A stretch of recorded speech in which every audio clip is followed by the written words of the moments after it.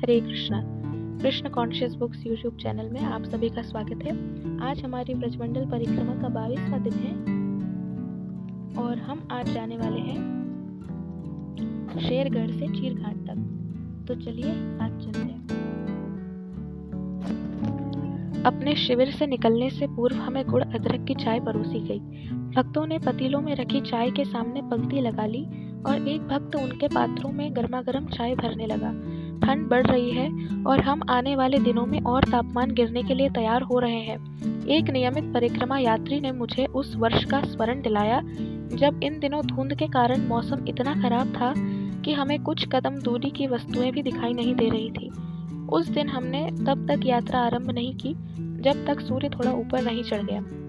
मथुरा छोड़ने के समय से हम यमुना नदी से विरह का अनुभव कर रहे हैं। अंततः शेरगढ़ से 3 किलोमीटर पूर्व में तथा रामघाट से कुछ पहले हमें यमुना के पवित्र जल के दर्शन हुए। भक्तों ने उत्साहपूर्वक यमुना माई की जय का जयकारा लगाया और भूमि पर झुककर उन्हें प्रणाम किया।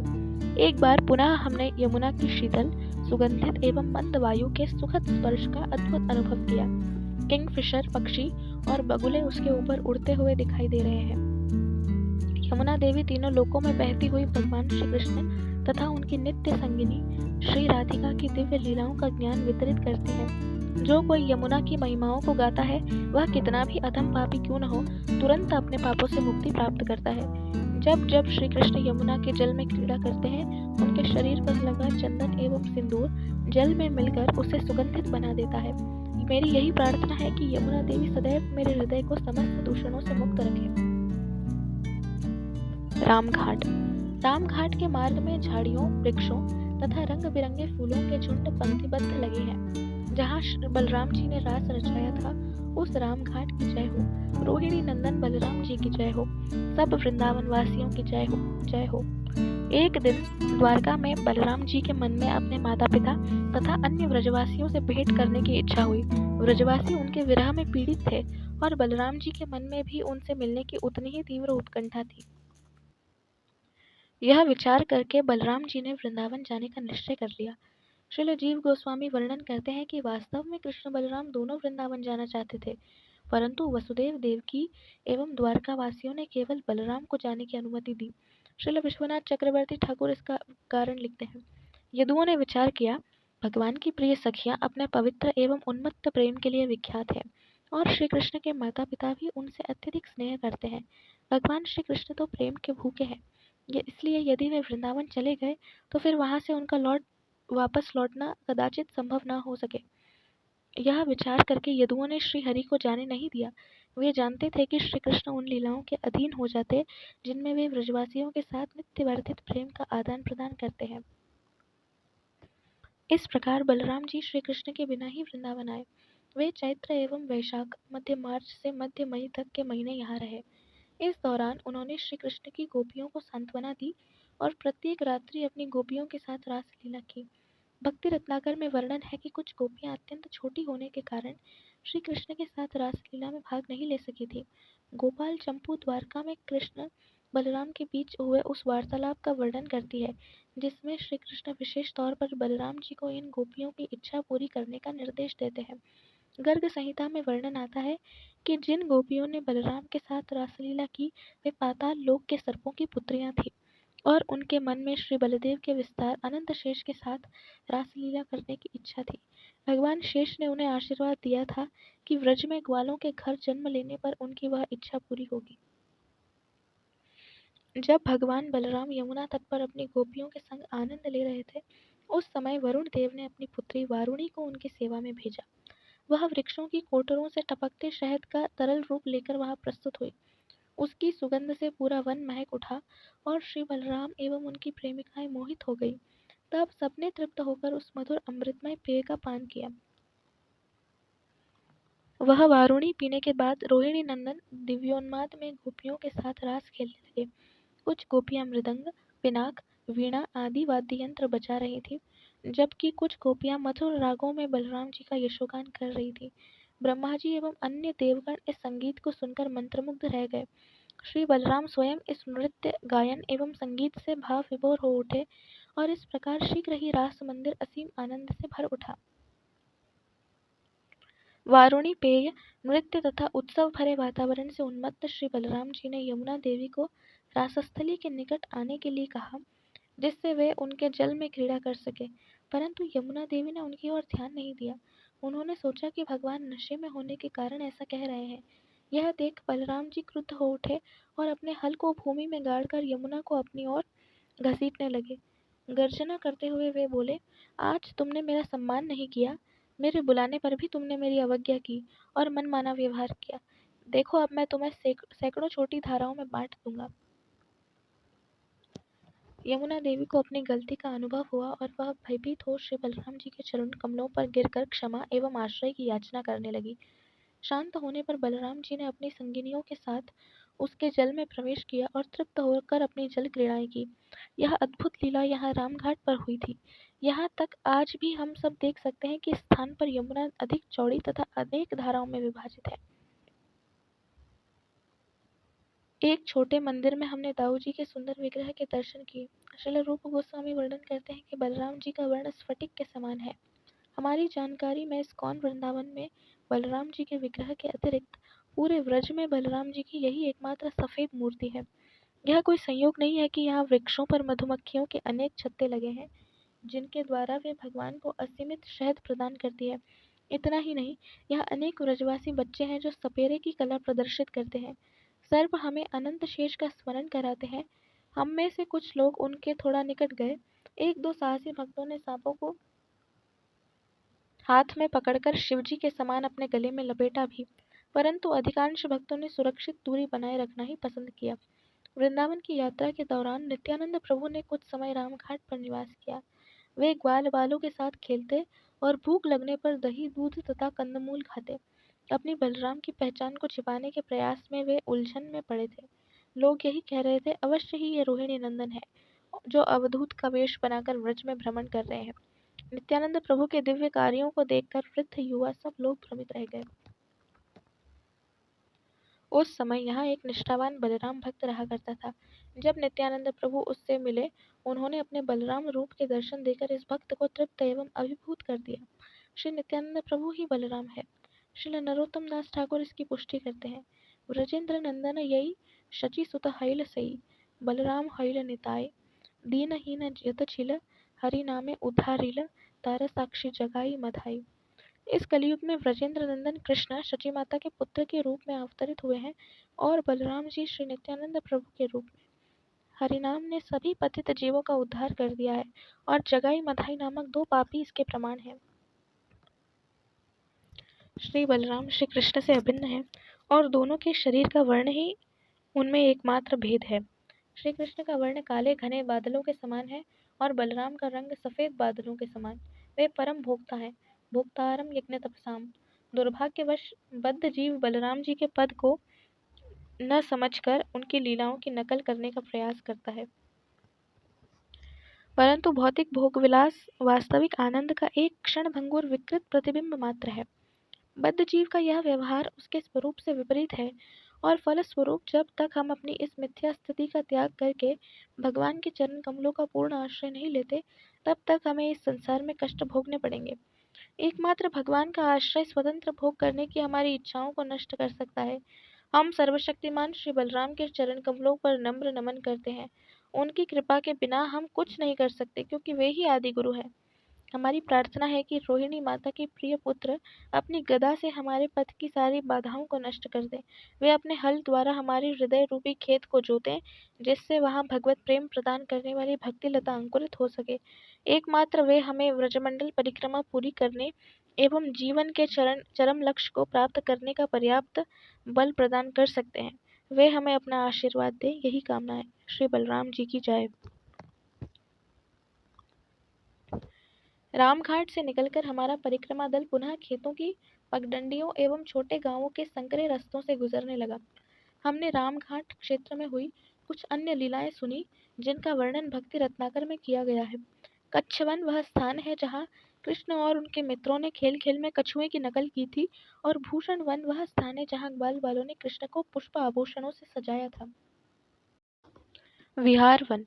विहार वन की यात्रा थोड़ी लंबी रही। श्री कृष्ण को इस वन में विहार करना अत्यंत प्रिय था और यही उनकी मनपसंद क्रीड़ास्थली थी। एक दृष्टि से संपूर्ण वृंदावन कृष्ण की क्रीड़ास्थली है, क्योंकि उन्होंने सर्वत्र अपनी विविध लीलाओं का आनंद लिया है। जब नंद महाराज गोकुल से शकटावर्त स्थानांतरित हो रहे थे, तो उस समय कृष्ण और बलराम अपनी माताओं के साथ बैलगाड़ी पर बैठे अपनी बचकानी बातों से उन्हें असीम सुख प्रदान कर रहे थे।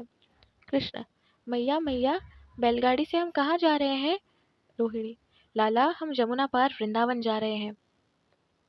कृष्ण: वृंदावन जाकर हम क्या करेंगे? वहाँ क्या है? वहाँ ऐसा क्या सुख है जिसके लिए हम इतना श्रम कर रहे हैं? रोहिणी: लाला, वहाँ खेलने के अनेक स्थान तथा खेलने की अनेक वस्तुएं हैं। यह सुनकर कृष्ण बलराम खिल उठे और हम वृंदावन में खेलेंगे, हम खेलेंगे कहकर बैलगाड़ी में ही नाचने लगे। हमने यहाँ सुंदर राधा कृष्ण के विग्रहों के दर्शन किए। उनका सिंहासन चमकीले कागज से बने मोरों से सजा है। मंदिर से लगकर विहार कुंड है। कथा के लिए मुझे कहा गया और मैंने भक्तों को मंदिर के बाहर खुले प्रांगण में एकत्र किया, जिससे हमें प्रातःकालीन सूर्य की गर्माहट मिल सके। पक्षी चहचहा रहे हैं और हमारा कृष्ण कीर्तन उनके उत्साह के साथ मेल खा रहा है। जय राधा माधव, जय कुंज विहारी। कथा के दौरान मैंने श्री कृष्ण और उनके ग्वाल मित्रों द्वारा खेले जाने वाले कुछ खेलों का उल्लेख किया। श्रील प्रभुपाद इसका वर्णन करते हैं। कुछ बालक आनंदपूर्वक मोरों का पीछा करने लगे, कुछ कोयल की बोली की नकल करने लगे, कुछ बालक आकाश में उड़ रहे पक्षियों की छाया का अनुसरण करते हुए उसके साथ साथ चलने लगे, कुछ बालक बंदरों के पास जाकर उनके बगल में चुपके से बैठ गए और मोरों के नाचने की नकल करने लगे, कुछ बालक बंदरों की पूंछ पकड़कर उनके साथ खेलने लगे और जब वे बंदर वृक्षों पर कूदते तो वे भी उनका अनुकरण करते।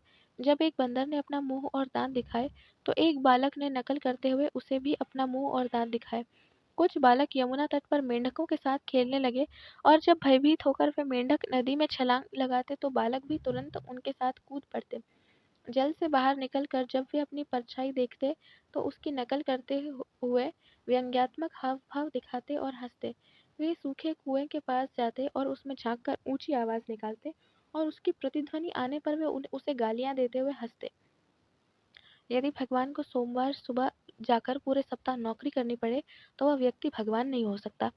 निस्संदेह श्री कृष्ण ही पूर्ण पुरुषोत्तम भगवान है, क्योंकि उनके पास खेलने के अतिरिक्त अन्य कोई कार्य नहीं है। इसका अर्थ है कि जब तक हम भी श्री कृष्ण के साथ अलौकिक खेल खेलने के लिए तैयार नहीं हैं, तब तक हम श्री कृष्ण की लीलाओं में प्रवेश नहीं कर सकते। श्रीमद् भागवतम में भगवान तथा उनके परिकरों की विस्तृत जानकारी दी गई है। एक दृष्टि से भागवत हमें भगवान की लीलाएं केवल सुनाती ही नहीं, अपितु उन्हें दिखाती भी है। यदि व्यक्ति श्रद्धा एवं ध्यान पूर्वक श्रवण करता है तो ये लीलाएं उसके हृदय में सदैव प्रकट होती रहेंगी। अंततः जब भगवान को लगेगा कि हमारा उचित समय आ गया है, हमें उनकी लीलाओं में प्रवेश की अनुमति मिल जाएगी। इस लक्ष्य को प्राप्त करना मनुष्य जीवन का ध्येय है। निकट ही एक बड़ी गौशाला है। कुछ गायें भक्तों के बीच उन्मुक्त विचरण कर रही हैं और बिस्कुट या फल की अपेक्षा में अपनी नाक से उन्हें स्नेहपूर्वक नोच रही है। कथा के पश्चात हम थोड़ी दूर स्थित एक खेत में आए, जहाँ नाश्ता प्रसाद में हमारे लिए गरम खिचड़ी, दही, पापड़, अचार, फ्रूट सलाद इत्यादि आया है। प्रसाद के बाद हमने अपने हाथ मुंह धोए और खेतों एवं गांवों से होते हुए अक्षय वट की ओर यात्रा जारी रखी। अक्षय वट: इस क्षेत्र में वृक्षों के सिर नीचे झुके हैं। वे कृष्ण और उनके ग्वाल मित्रों द्वारा उड़ी धूल को प्रणाम कर रहे हैं। जैसे ही उनकी शाखाएं धरती का स्पर्श करती है, उनसे जड़ें और फिर नए वृक्ष उग आते हैं। फलों से लदे वृक्ष सीधे खड़े नहीं रहते, अपितु अपने फलों के भार से झुक जाते हैं। इसी प्रकार सद्गुण संपन्न भक्त अपनी सहज नम्रतावश सिर झुकाकर रखते हैं। उनके शब्दकोश में उद्दंडता नामक शब्द नहीं होता। यदि इस समय हमारा हृदय नम्र नहीं है, फिर भी यदि हम हरिनाम कीर्तन करते हुए नम्रता का अभ्यास करेंगे, तो धीरे धीरे हम अवश्य नम्र बन जाएंगे।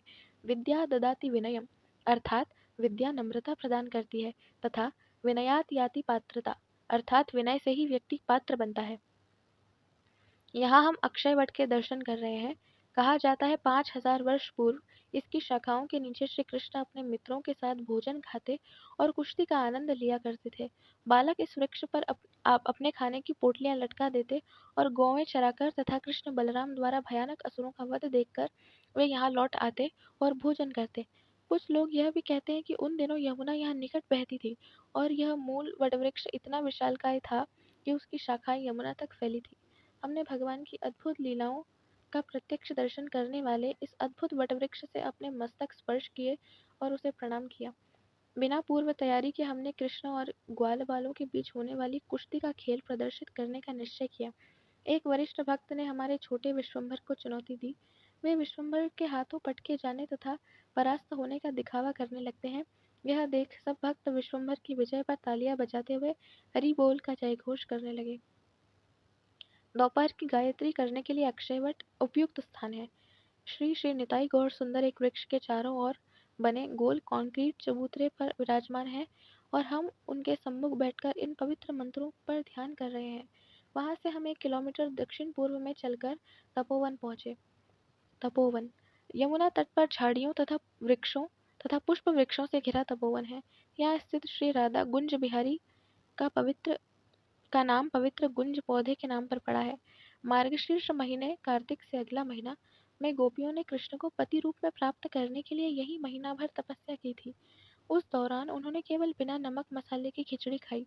प्रत्येक सुबह सूर्योदय से पूर्व गोपियां यमुना में स्नान करती और इस प्रार्थना के साथ कात्यायनी देवी की पूजा करती। कात्यायनी महामाये महायोगिन्यधीश्वरी नंद गोप सुतम देवी पतिम में कुरुते नमः। हे कात्यायनी देवी, हे भगवान की महामाया शक्ति, हे महान योग शक्तियों को धारण करने वाली, कृपया नंद महाराज के पुत्र को मेरा पति बना दे। मैं आपको प्रणाम करती हूँ। यमुना के बालुई तट पर चलकर चीरघाट की ओर जाते समय हमारे हृदय इस पवित्र धाम के सौंदर्य को देखकर प्रसन्न है। तीव्र गति से बहता जल हमारे विचारों को बांधकर उन्हें श्री कृष्ण के चरण कमलों पर ले जाने लगा।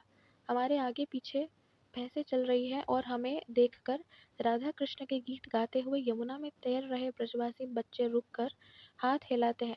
उनकी वाणी हमारी भक्ति भावनाओं को प्रेरित करती है। कहीं उनके बीच कृष्ण तो नहीं है?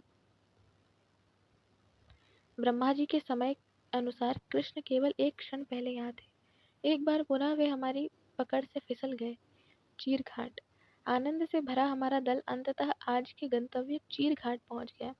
यही श्री कृष्ण ने अविवाहिता गोपियों के वस्त्र चुराकर उन्हें पति रूप में पाने की इच्छा पूरी की थी। गर्ग संहिता के अनुसार ये गोपियां पूर्व जन्म में मिथिला वासिनी थी, जहाँ सीता देवी का जन्म हुआ था। श्री रामचंद्र के विवाह उत्सव पर इन स्त्रियों के मन में श्री राम से विवाह करने की इच्छा उत्पन्न हुई। चूंकि उस समय भगवान ने एक पत्नी व्रत लिया था, इसलिए उन्होंने द्वापर युग में उन स्त्रियों की इच्छा पूरी करने का निश्चय किया। जिस दिन गोपियों के 1 माह चले व्रत का समापन हुआ, उसी दिन चीरघाट पर चीरहरण लीला हुई। उस दिन युवा गोपियों ने श्रीमती राधारानी तथा अन्य महत्वपूर्ण गोपियों को भी उनके साथ चलने के लिए कहा। इन सब ने नदी तट पर अपने वस्त्र उतारे और यमुना जल में क्रीड़ा करने लगी।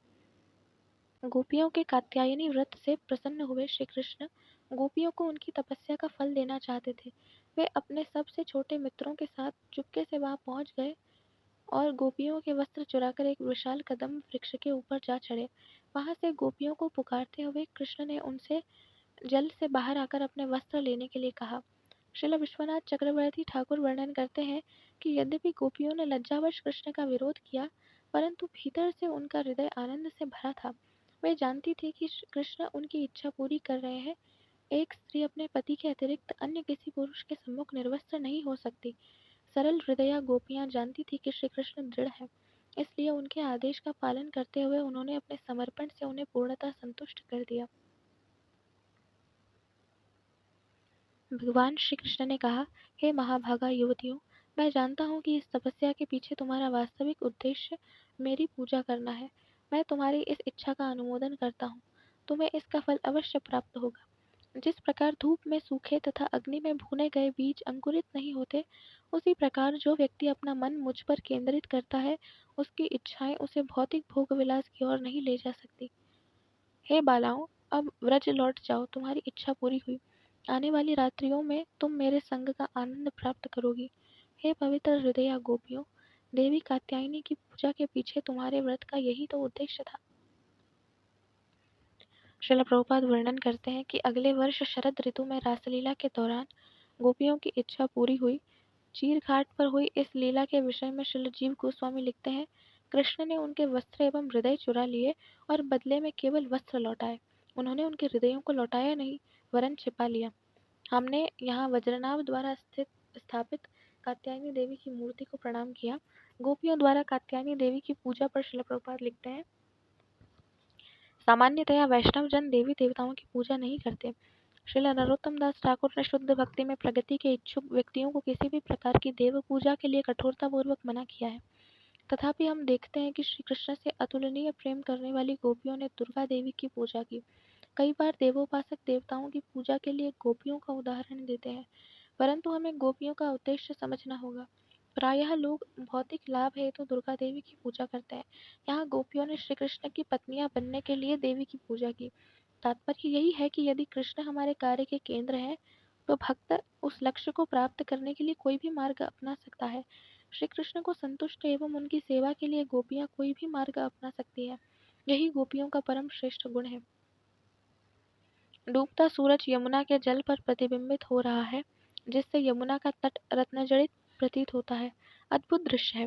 व्रज में 3 वस्तुएं ऐसी हैं जो 5000 वर्ष पूर्व श्री कृष्ण के समय से यहाँ विद्यमान है: गोवर्धन पर्वत, व्रजरज तथा यमुना देवी। यमुना त्रिलोकी में सर्वाधिक पावन नदी है और गंगा से 100 गुना अधिक प्रभावशाली है। भगवान प्रतिदिन इसके जल में लीलाएं करते, यह विचार करते हुए हमने भी दिन भर की थकान मिटाने के लिए इसमें डुबकी लगा दी। पुनः कुछ भक्त मुझे बताने लगे कि किस प्रकार परिक्रमा ने उनका जीवन परिवर्तित कर दिया। कुछ ने तो कहा कि अब वे पहले जैसे नहीं रहे। व्रज की स्मृतियां उनकी चेतना में अंकित हो रही हैं। अनेक भक्त नदी तट पर बैठे श्री कृष्ण पुस्तक पढ़ रहे हैं। जिनमें गद्य पद्य लिखने की प्रतिभा है, वे किसी एकांत में बैठकर धाम के जीवन से संबंधित अपने व्यक्तिगत साक्षात्कार लिख रहे हैं। बच्चे कोमल रेत के ढेर पर बैठकर द्वारका नगरी बना रहे हैं। हमारा पड़ाव कात्यायनी मंदिर के ठीक पीछे है और उसके सामने एक खाड़ी है। संध्या आरती के बाद छोटी कथा और कुछ चर्चा हुई। स्थानीय लोगों के झुंड धूम्रपान करते और हंसते हुए हमें देख रहे हैं। पहली बार परिक्रमा पर आए एक यात्री ने पूछा, धूम्रपान जैसे कार्य कर रहे व्रजवासी की स्थिति को किस प्रकार समझा जाए। एक भक्त ने उत्तर दिया कि हो सकता है एक धामवासी ऐसे पाप कार्यों में संलग्न हो, तथापि धाम में जन्म लेने के कारण हमें उन सौभाग्यशाली लोगों का पूरा सम्मान करना चाहिए। श्रील प्रभुपाद कहते थे कि ऐसे धामवासी भगवत धाम लौटने से पहले वृंदावन में एक और जन्म लेकर अपने पाप कार्यों के फल भोगेंगे। श्रील प्रभुपाद ने कहा, वृंदावन में जन्म लेने वाला कोई भी व्यक्ति साधारण नहीं है। शायद यह सुनने में अच्छा न लगे, परंतु वृंदावन में रहकर पाप करने वाले लोग अगले जन्म वृंदावन में कुत्ते, बंदर और सुअरों का जन्म लेते हैं और इस प्रकार वृंदावन के रज खाकर वे शुद्ध एवं मुक्त हो जाते हैं। गुरुदास ने पूछा, और नदी किनारे रहने वाले उन लोगों का क्या जो दिन भर गांजा फूकते रहते हैं? हंसते हुए श्री प्रभुपाद बोले, ओह, वे हिप्पी बनेंगे। उनकी बड़ी दाढ़ी और लंबे बाल होंगे और वे सैन फ्रांसिस्को में जन्म लेंगे। तो आज की हमारी परिक्रमा पूरी हुई और कल की परिक्रमा के लिए हमें तैयार होना है। हरे कृष्णा।